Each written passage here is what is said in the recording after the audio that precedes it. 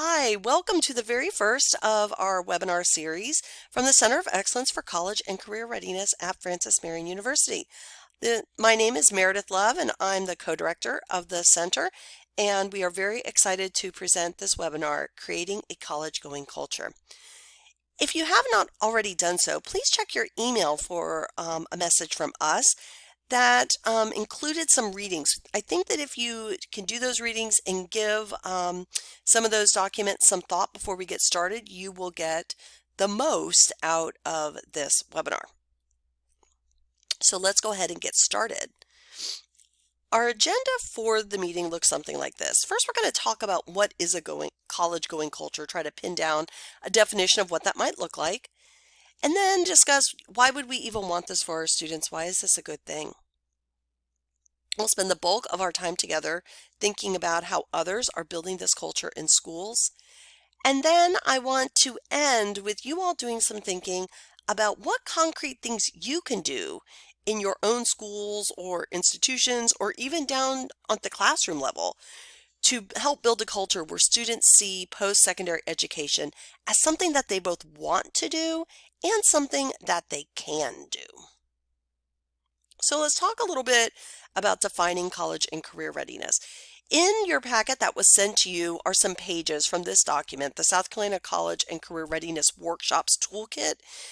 Dr. Matt Nelson, who's the other co-director of the center, and I used these when we first started the center 5 years ago in some workshops. And if you're interested in getting the full text of this, we are happy to share that with you. You can just email me. I'll have my email here at the end. But several of the sheets in your packet come from this document. So David Conley has several books out about college and career readiness, and this is how he defines college and career readiness. A student who is one who has the knowledge and skills to keep learning beyond secondary school, first in formal settings and then in the workplace throughout their careers, so that they are capable of adapting to unpredictable changes and new economic conditions and opportunities. So this is a lot, right? And what Conley did in his definition is he broke this down, this sort of group of knowledge and skills, into 4 keys to college and career readiness, which we're going to talk about in a minute. But if you also look at his definition, one of the things that you see here is sort of an informal definition of what we might call lifelong learning. So a lot of this is attitudinal, right? Helping students see that there is a need to learn now and to keep on learning as they move outside of high school, outside of college, and into the workplace as well. So what does a college-ready student look like, and what are we going to do to help them get there? I'll give you a second to think about that question. If you want to hit pause and maybe take some notes and think through this would be a good thing to do.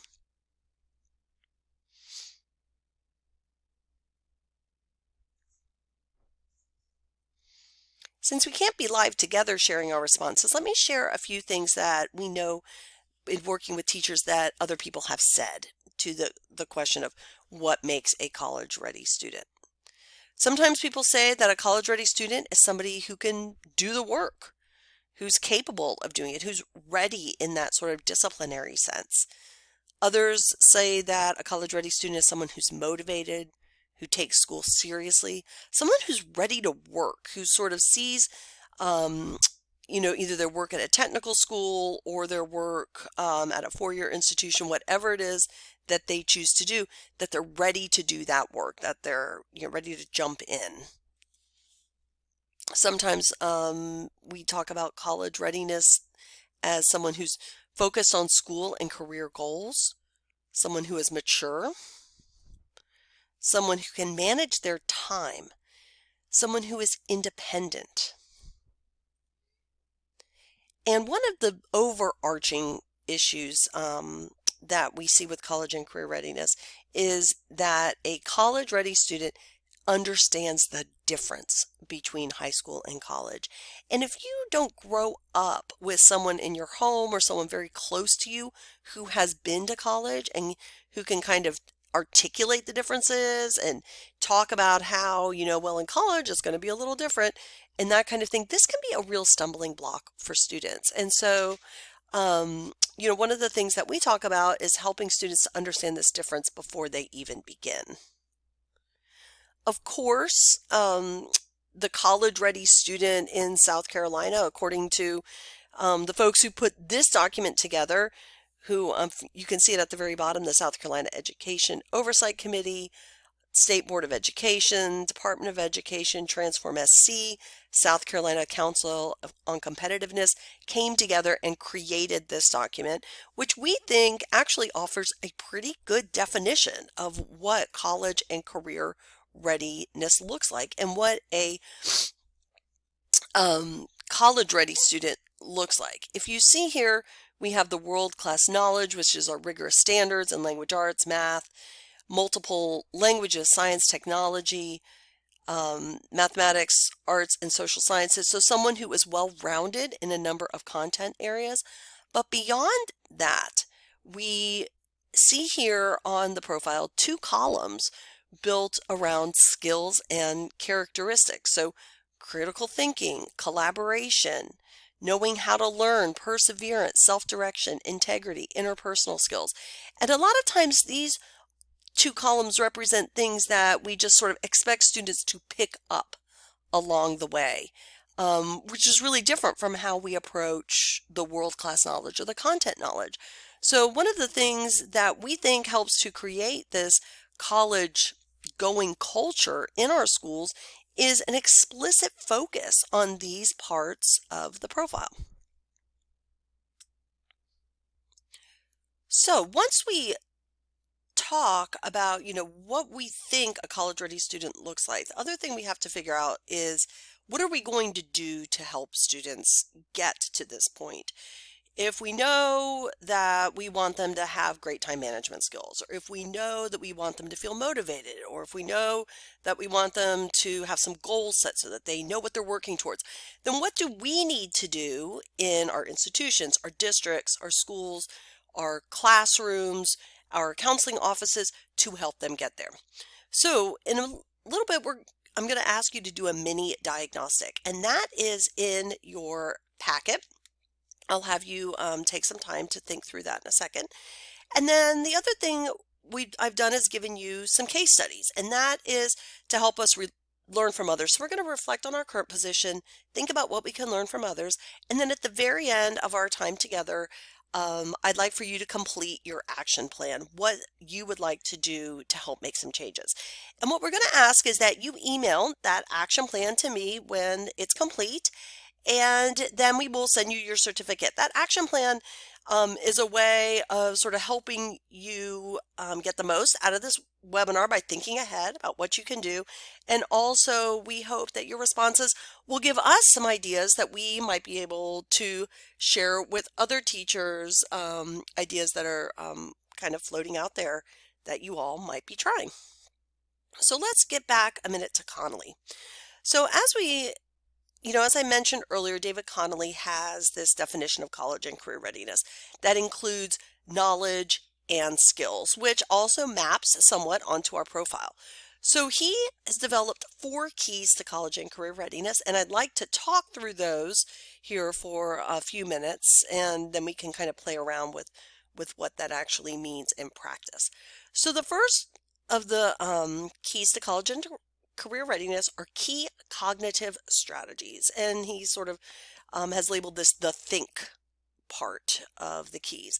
So this is problem formation, the ability to identify problems, to hypothesize possible solutions, excuse me, to strategize, to research, to interpret, to analyze, maybe and evaluate sources, this kind of thing, communication, precision, and accuracy. So these are key cognitive strategies that sometimes we do teach explicitly in courses, but sometimes, not exactly. Second key is key content knowledge. So this is know. This is about meeting particular standards in different disciplines, about understanding key terminology, linking ideas, being able to have a good attitude towards learning and think about how am I being challenged? What is my effort level? So this one is about know. So the relationship to knowledge that's necessary. The next thing is key learning skills and techniques. And the two big sections of this are ownership of learning and learning techniques. So ownership of learning is sort of this idea that I am in charge of my own learning, that when I need help, I'm going to seek it out, that I can monitor my progress, that as I'm working through a project, I can stop and think, okay, where have I been? Where do I need to go next? What kinds of help do I need? And of course, that requires a level of self-awareness that some of our students do have and others don't. I also think it's important to think about these developmentally. While we should be having conversations with students in middle school about college and career readiness, sometimes these sort of attitudes of self-awareness and persistence and help seeking come a little later in the grade. So I think that depending on what age level you teach, these can be introduced to students and they can be held accountable at different levels depending on their age. The other section of this in terms of acting are learning techniques. And these are things like time management skills and study skills and note-taking skills. Again, oftentimes things that we don't teach explicitly but expect students to just kind of pick up or maybe have someone who's explicitly teaching them at home. And then the last one are key transition knowledge and skills.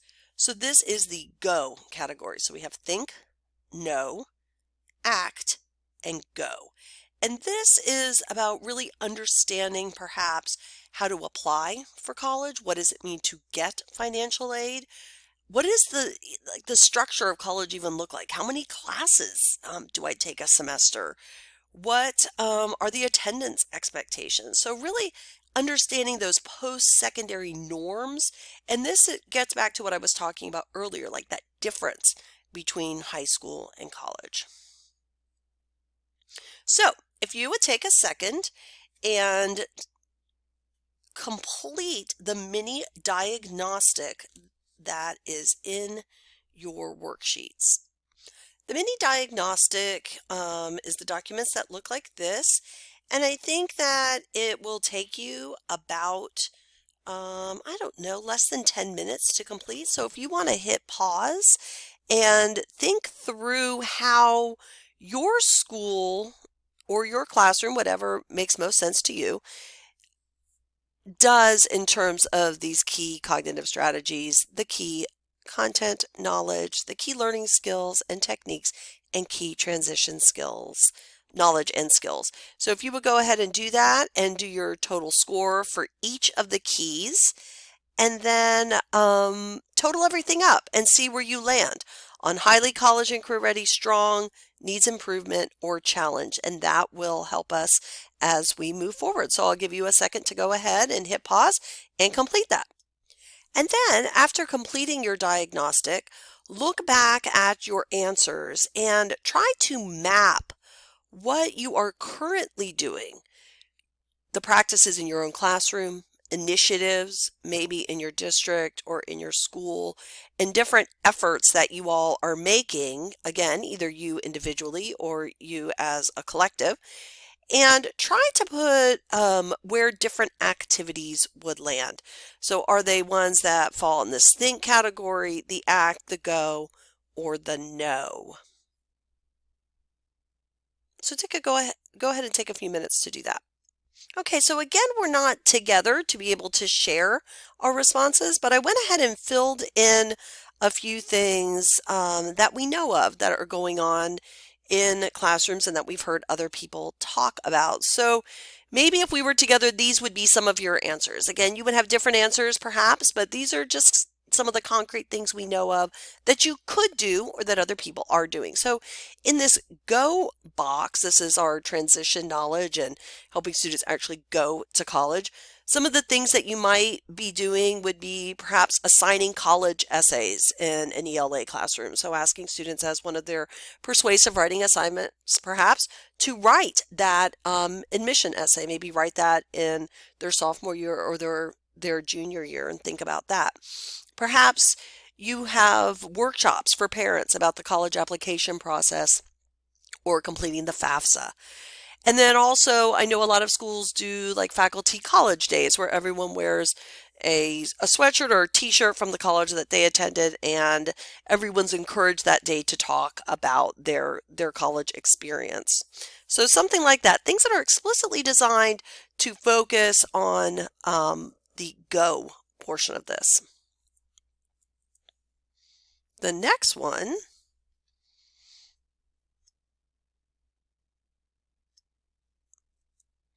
we'll look at the think category. So this might include classroom practices such as identifying reliable sources, so really focusing on the importance of that. Research requirements in classrooms, there being an expectation that across the discipline students are going to be doing a certain amount of research or be looking at an array of types of sources throughout their educational experience in high school. Or project-based or inquiry-based learning that focuses on a problem, on answering a problem, fixing a problem.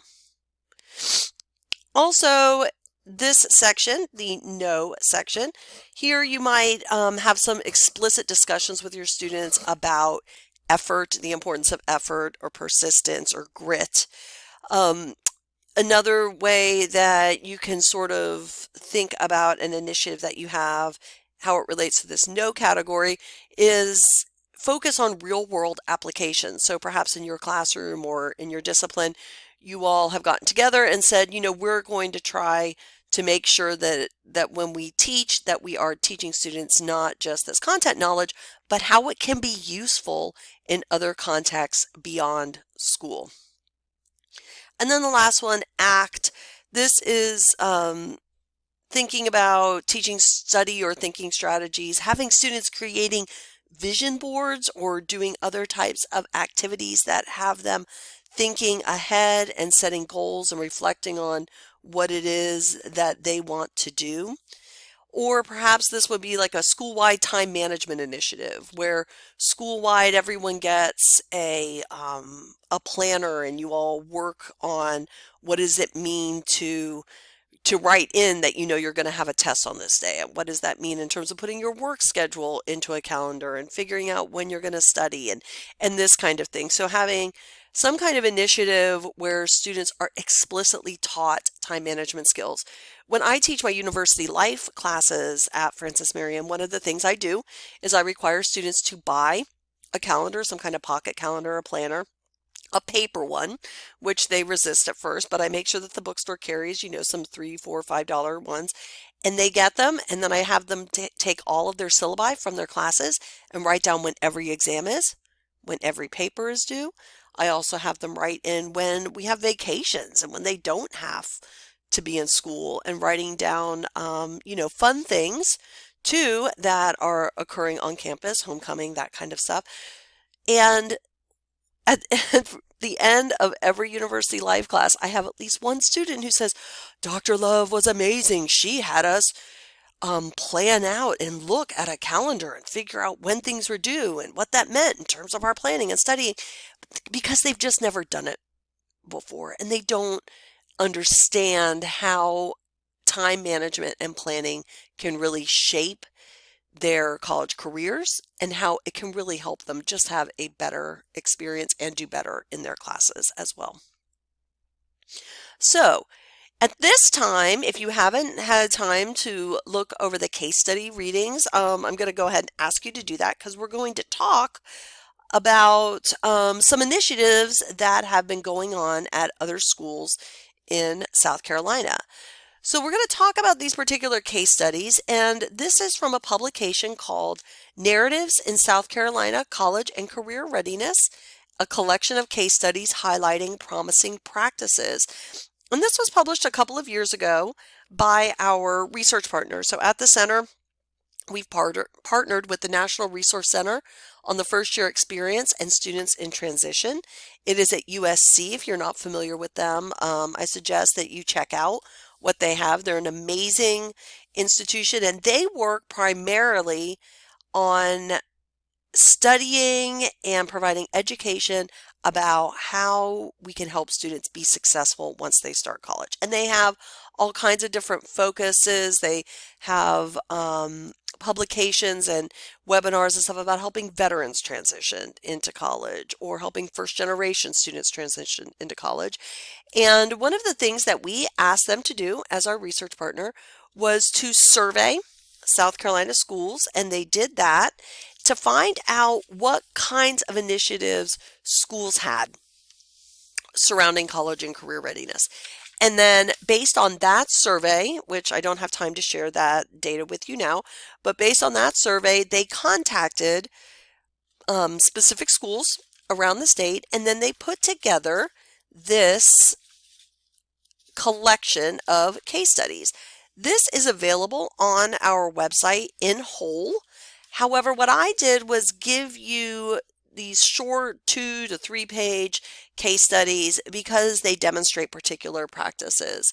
So there were 11 schools who participated in this, and they're very proud, and we're very proud of the fact that they've been collected from all over South Carolina, and it's not just in the large, well-funded districts that we found people doing amazing, creative, effective initiatives in college and career readiness, but this good work is happening in smaller districts too, which I think is a good reminder to us that you don't have to have a ton of money or even like a ton of parental support or some kind of huge push from families or parents to do this really good work and to make a difference in terms of college readiness for students. So let's dive in here, and we're going to organize this section around 7 principles of college and career readiness. And in your packet, there is a sheet that goes through each one of those, and we're going to go through them individually and then connect them to the South Carolina case studies.